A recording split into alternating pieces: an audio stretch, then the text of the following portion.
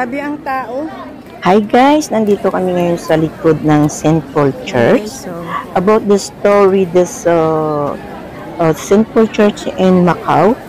The church was designed by an Italian Jesuit and built by early Japanese, Christian, exiles, and Chinese craftsmen between 1602 and 1640. It was abandoned after the explosion of the Jesuit in 1762 and the explosion of the Jesuit in 1762, and the military battalion was stationed here. The ruins of the Church of St. Paul, Macau, China. The circuit of St. Paul's, the story behind Macau's most famous landmark. 28 in April 2016, in Macau, they built a church, a college residence, and library with thousands of books, and farm with fruits, trees, and 5 wells. Okay guys, yan ang mga kasamahan namin. Pupunta kami sa next visit namin sa St. Anthony Church. So, ayan na, bumababa kami. At dito kami duman sa likod ng St. Paul Church. Ayan guys yung harap ng St. Paul, the famous church in Macau. Dalaw naming St. Paul Church. Di ba St. Paul?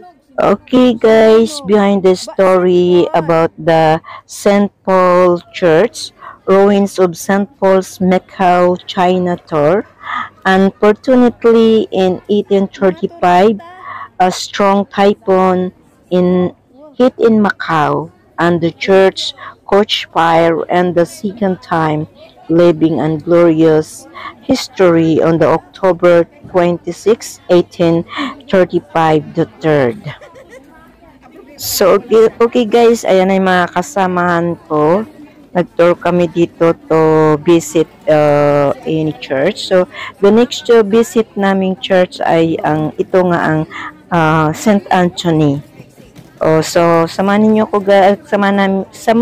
kami guys. Pupuntahan natin ang third church na bibisitahin po natin.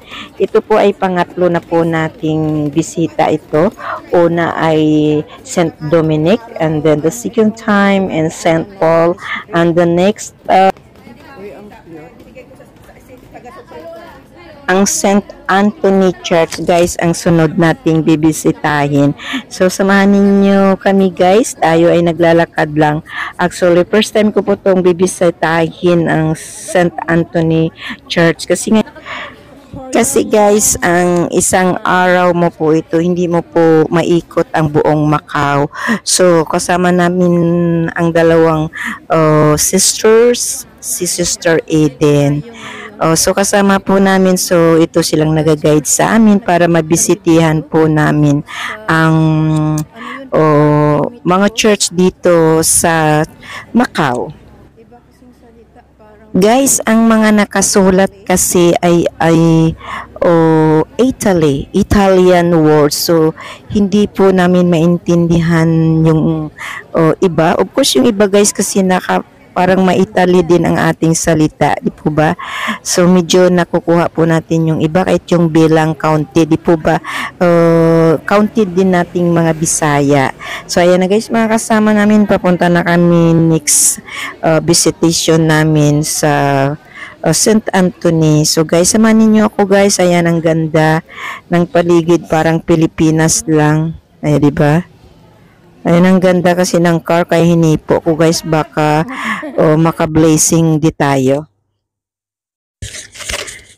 Nandito tayo ngayon sa Macau. So ayun yung paligid, parang Pilipinas lang na puro motor ang gaam. Ayun guys, so nakita nyo yung motor.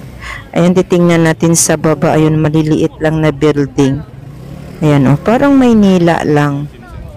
O diba parang province. Medyo pero nag-i-improve na guys. Nakikita namin kung gaano ka taas na ang mga building dito. Unti-unti lang nagbabago. Pero nung mga panahon na mga building. Ayan guys, so maliliit lang sila. Ito yung mga third floor lang. And then yung mga motor guys, ang dami talaga yun ang gamit nila. Diba? So yung feeling natin ay nasa Pilipinas. Kaya para halos Pilipino po dito nagtatrabaho.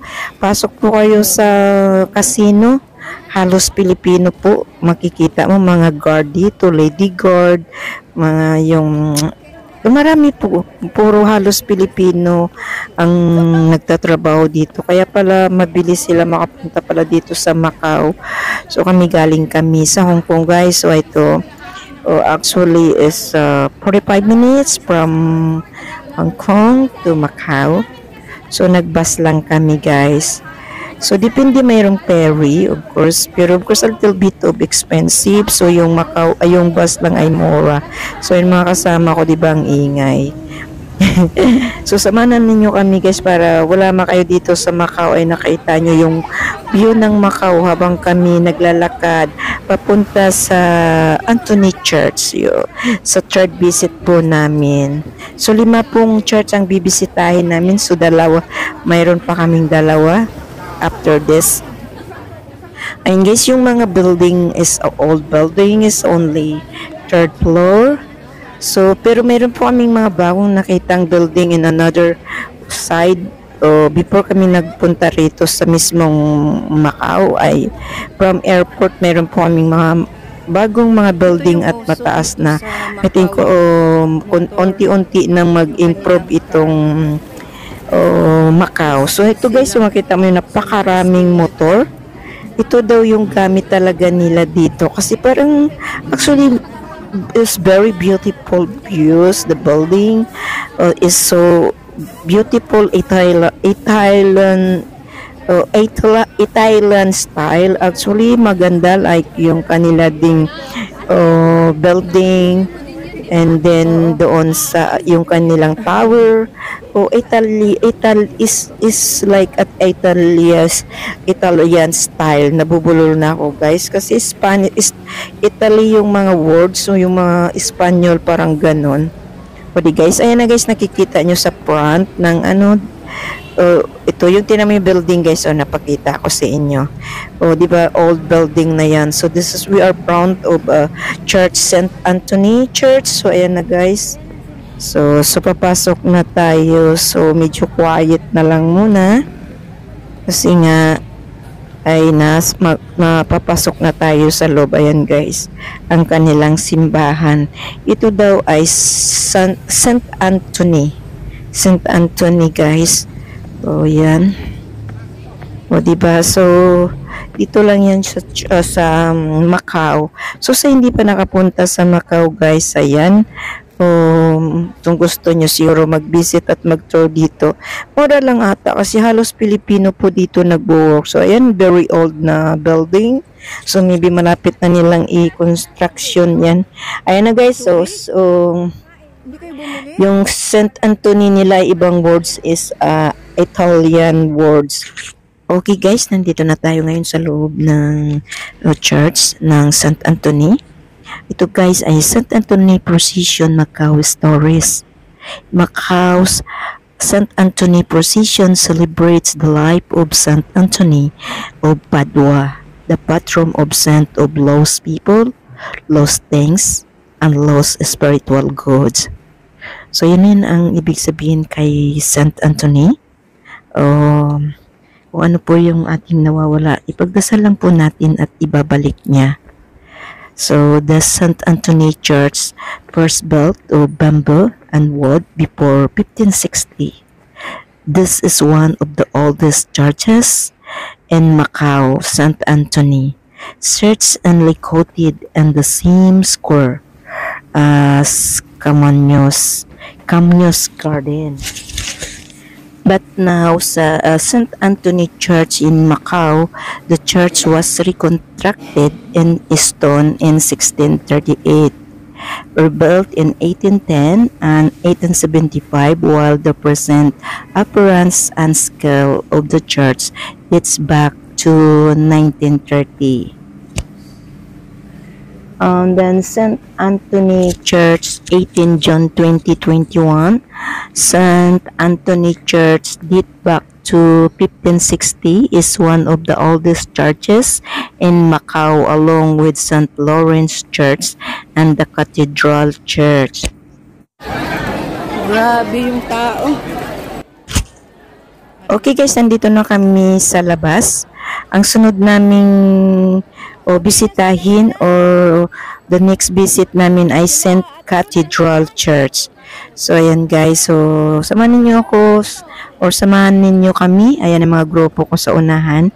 Ang sunod po nating bisitahin dito sa Macau ay St. Cathedral Church. So ito guys, marami naman kaming mga bitbit para may pasalubong naman kami sa aming mga amo at mga alaga. So kanya-kanya kaming bumili ng pasalubong. Bumili na rin ako ng pasalubong ko para sa aking mga amo. Ayan na guys, so makitid lang yung daan dito sa Hong Kong. Parang Pilipinas style lang at mababa lang itong mga building guys ng Macau. Pero siguro nag-i-improve kasi marami talagang mga turista ditong dumadayo. Ayan oh, tingnan mo guys, diba? Lumang building at mababa lang ang building nila, parang Manila lang. Kaya malapit ito sa Pilipinas guys, yung Macau. Kaya halos Pilipino din dito ang nagtatrabaho. So guys, maraming salamat sa inyong pagpalo para naman makita nyo naman, lalo na sa mga Pilipinas na hindi pa nakapunta ng ating mga kababayan dito sa Macau, ay kahit sa paano sa pamagitan ng aking vlog ay makita nyo po kung gaano kaganda ang lugar ng Macau. Diba guys? Ako nga noon actually hindi ko rin nakita yung itsura ng Macau. So I'm so excited na pumunta rito. So 2 times na akong bumalik guys. Gusto ko pang bumalik ulit kasi hindi ko pa talaga naikot lahat. Kasi nga maikli lang yung oras namin. Bukas nagbiyahe pa kami ng matagal, diba guys? So hindi namin maikot. So ayun na guys, natatanaw na natin ang St. Cathedral Church. Ayun na guys, sa front po natin, ayan ang ating bibisitahin. So, pang-apat na ito guys.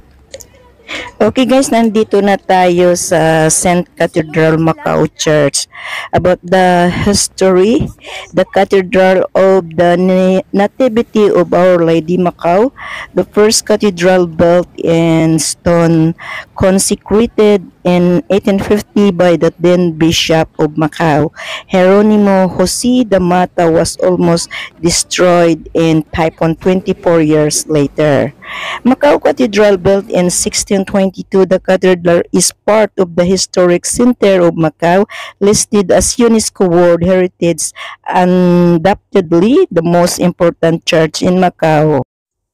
Okay guys, ayan, nagpicture muna kami. So ito na guys, dito na tayo sa next visit natin or last visit natin sa church ay ang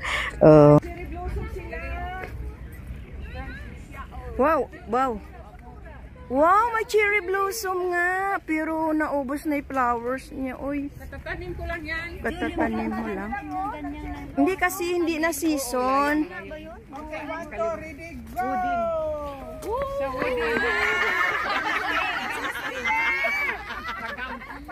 Hoy, ang ganda. Namatay na. Kasi hindi na season to.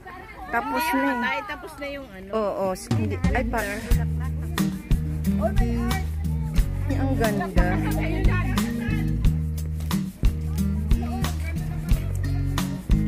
Ang ganda.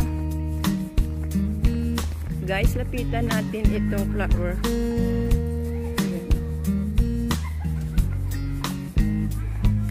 Dito lang yan sa Macau. Hoy! Takbo! Bilisan na, hindi pa tayo nakita.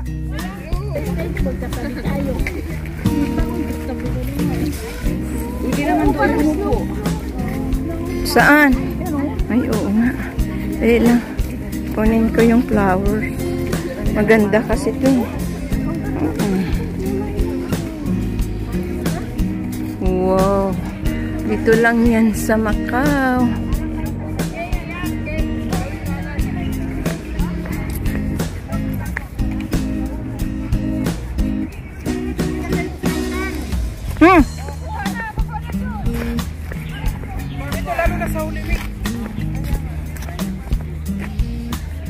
ano dyan.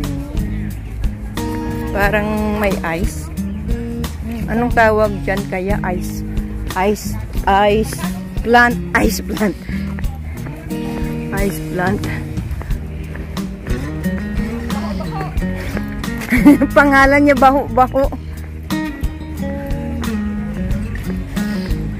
Okay, dito kami sa church. Church na yata yan eh. Bahay. Ang cute. Uy, ang ganda ng ano. Uy.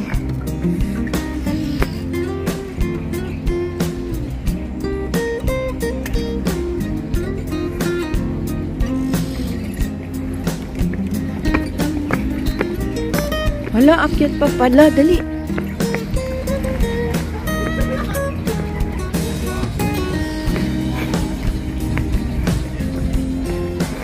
Okay guys, this is the last visit namin dito sa Macau, ang huling church na bisitahin namin. Thank you for watching and don't forget to like and subscribe my YouTube channel. See you my next vlog. Bye, I love you guys. God bless. Okay guys, nandito na tayo ngayon sa San Agustin Church in Macau. Pagpasok namin, nagmama sila guys, so nahiya akong mag-vlog. So sorry guys, thank you for watching and don't forget to like and subscribe my YouTube channel. Thank you, God bless. Bye.